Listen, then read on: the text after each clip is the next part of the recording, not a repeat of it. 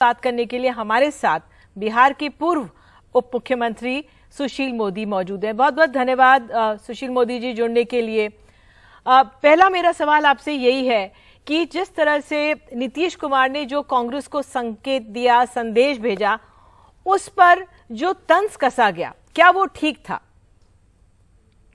देखिए, नीतीश कुमार की हैसियत अब 44 विधायकों के नेता की रह गई है और कांग्रेस उनको कितनी घास डालती है और वो कांग्रेस को कितना महत्व देते हैं कि भारत जोड़ो यात्रा में जनता दल का कोई प्रतिनिधि शामिल नहीं हुआ। यहां तक कि भारत जोड़ो यात्रा के समापन पर जो श्रीनगर में रैली हुई उसमें भी जनता दल का कोई व्यक्ति शामिल नहीं हुआ। और अभी 25 तारीख को जो रैली हो रही है पूर्णिया के अंदर, उस रैली के ही दिन रायपुर में कांग्रेस का महाधिवेशन हो रहा है और उसी दिन बिहार के अंदर महारैली हो रही है महागठबंधन की, ताकि कोई कांग्रेस का बड़ा नेता जो है उस रैली में शामिल न हो सके। और ये देश जोड़ने चले, इनकी पार्टी तो टूट रही है। आज उपेंद्र कुशवाहा का टूटना ये कोई सामान्य घटना नहीं है, ये तो टूट के सिलसिले की शुरुआत है। और देखिए, नीतीश कुमार ने जिस तरह से यह घोषणा कर दिया कि 2025 में तेजस्वी यादव उनके उत्तराधिकारी होंगे, न उनकी पार्टी इसको पचाने के लिए तैयार है, न उनके विधायक, न एमपी और न बिहार का जो अति पिछड़ा समाज है, लवकुश समाज है, इसको कभी स्वीकार करेगा। जी, जो व्यक्ति अपनी पार्टी नहीं संभाल पा रहे हैं वो देश क्या संभालेंगे? और जिनके केवल 44 एमएलए के नेता हैं, उनके बाद का देश की राजनीति में क्या महत्व, कौन उनको महत्व देने वाला है? लेकिन सुशील जी, सवाल यहाँ पर अगर कांग्रेस और जेडीयू के बीच में, चलिए आपने अपनी बात सामने रख दी कि जेडीयू ने भी कांग्रेस का साथ नहीं दिया जब वहां पे उनका समारोह हुआ, किस तरह से वो शिरकत नहीं कर रहे, लेकिन बीजेपी क्यों परेशान है? बीजेपी के नेता क्यों तिलमिलाए हुए हैं? क्या जो बिहार के जो शिक्षा मंत्री ने रामचरितमानस को लेकर जो बयान दिया या फिर जातिगत जनगणना शुरू की, इससे बीजेपी के लिए मुश्किलें हैं? क्यों मुश्किल है? जातीय गणना का तो हमने समर्थन किया, ये तो हमारी सरकार का निर्णय था। जिस सरकार ने जातीय जनगणना का निर्णय लिया उसमें तेजस्वी यादव शामिल नहीं थे। उस सरकार में बीजेपी के 2 डिप्टी सीएम और 14 मंत्री शामिल थे, तो ये हमारी सरकार का निर्णय था। और रामचरितमानस पर इनको जो लगता है कि मंडल कमंडल कर देंगे, तो अखिलेश यादव और लालू यादव भूल जाते हैं वो जमाना चला गया। अब पिछड़ी जातियां बीजेपी के साथ हैं, इनके साथ नहीं है।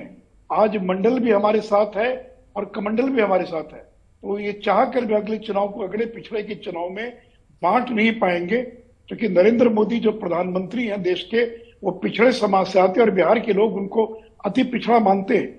तो पहली बार देश के अंदर एक अति पिछड़ा समाज का व्यक्ति देश का प्रधानमंत्री बना है।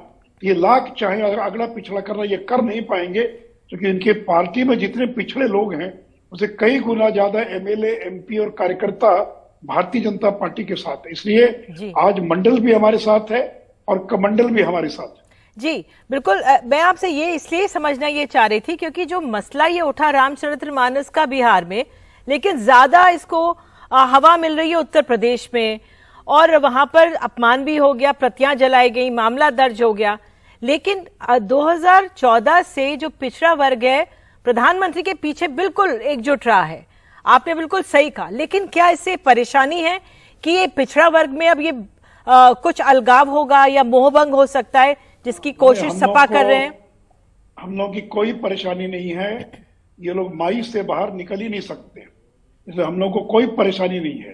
ये लाख इस तरह का विवाद पैदा करे, बिहार में कहा इनको कोई महत्व मिला, न मीडिया में महत्व मिला, न कहीं और महत्व मिला। इसलिए वो रामचरितमानस का मुद्दा हो, कोई और मुद्दा उठाने का प्रयास कर रहे हैं, लेकिन इनको सफलता नहीं मिली। इसलिए मैंने कहा कि देखिए, 2014 वाली बीजेपी नहीं है, 2023 वाली बीजेपी है। और इसलिए जो दलित समाज, अति पिछड़ा समाज, महादलित समाज आज जितनी बड़ी संख्या में है, और इनको जब राज करने का मौका मिला तो बिहार में लालू राबड़ी ने क्या किया? अति पिछड़ा समाज के लोगों को मार मार के उनकी जमीनों पर कब्जा कर लिया। आज आप अगर बात करें अति पिछड़ा समाज से, तो सबसे ज्यादा प्रताड़ित किनसे हैं? तो राष्ट्रीय जनता दल के जो वोट बैंक वाले जो लोग हैं, उनसे वो सबसे ज्यादा प्रताड़ित हैं। इसलिए लाख जतन कर ले, और हम लोग कोई परेशान नहीं है। देखिए, नीतीश कुमार तो केवल सुर्खियों में बने रहने के लिए बीच बीच में बयान देते रहते हैं। 4 महीना तो हो गया, ये तो कभी दिल्ली गए नहीं। और इनसे ज्यादा ताकतवर मुख्यमंत्री तो अरविंद केजरीवाल है, जो 2 राज्यों में जिनकी अपनी सरकार है। ये तो राष्ट्रीय जनता दल की कृपा पर मुख्यमंत्री बने हुए, केवल 44 एमएलए हैं, ममता बनर्जी इनसे ज्यादा ताकतवर हैं, तो कौन इनको स्वीकार करेगा? ये तो चाहते हैं कि इनको स्वीकार कर ले कांग्रेस नेता के रूप में, लेकिन क्या कांग्रेस किसी दूसरे पार्टी के नेता को अपने नेता के रूप में स्वीकार करेगी? कदापि नहीं करेगी। इसलिए बीजेपी कोई परेशान नहीं है, ये लोग परेशान हैं कि बीजेपी की ताकत जिस तेजी से बढ़ रही है उससे ये लोग परेशान हैं।